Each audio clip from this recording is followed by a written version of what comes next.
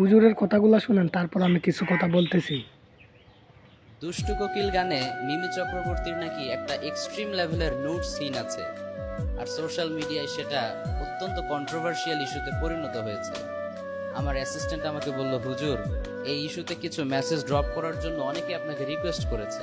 এই দাঁড়ান দাঁড়ান, তুমি উজুর হইছত না, তুই উজুর হইছত।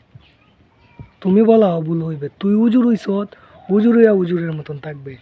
তুই কেড়ে ভিডিওটা দেখতে পারস, তাহলে তো তুই উজুর হইতে পারস না।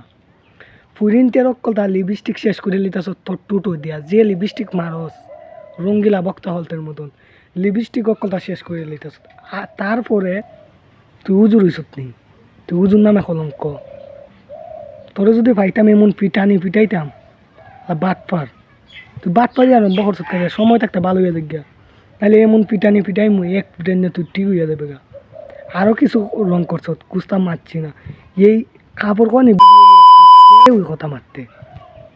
তুই তার মানে তুই ভিডিও দেখছ না, দেখে তুই আলোচনা করস না। তোরা নেক্সট টাইম যা দিলাম, তুই ভালো হয়ে দেখ গিয়া। আর আর কোনোদিন কইতাম না, তুই ভালো হয়ে দেখ রে।